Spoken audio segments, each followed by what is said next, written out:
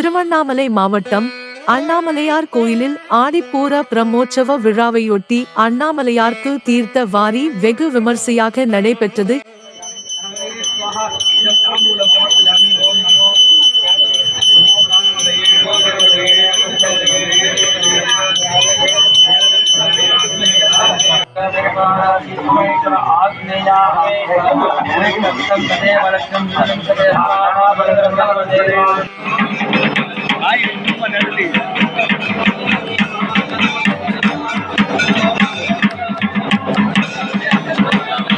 உலக புகழ் பெற்ற திருவண்ணாமலை அண்ணாமலையார் திருக்கோயிலில் ஆடிப்பூர பிரம்மோற்சவ விழா கடந்த 29ஆம் தேதி அண்ணாமலையார் கோவிலில் உள்ள உண்ணாமுலை அம்மன் சன்னதியில் கொடியேற்றத்துடன் வெகு விமர்சையாக தொடங்கியது.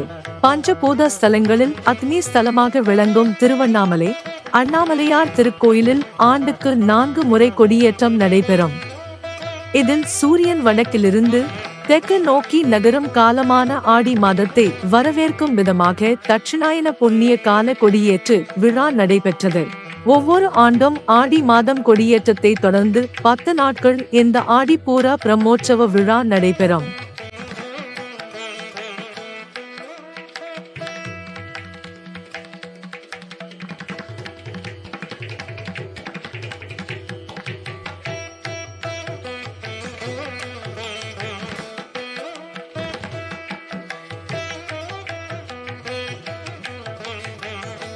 ஆடிப்பூரம் பிரம்மோற்சவத்தின் 10ஆம் நாளான இன்று அண்ணாமலையார் தீர்த்தவாரி நடைபெற்றது.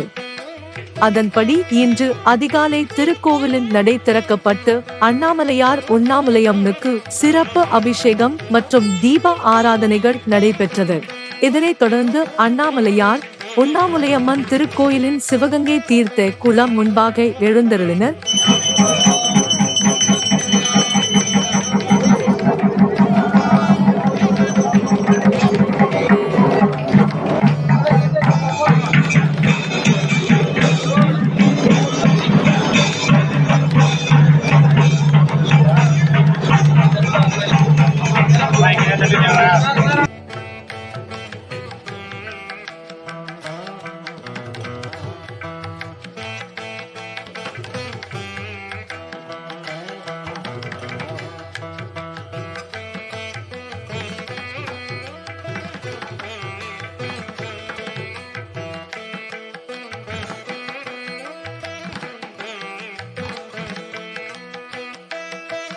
பின்னர் அண்ணாமலையாரின் சூலத்திற்கு சிவகங்கை தீர்த்தத்தில் பால், தயிர், மஞ்சள், சந்தனம் உள்ளிட்ட பொருட்களால் அபிஷேகம் செய்யப்பட்டு தீபாராதனை செய்யப்பட்டது.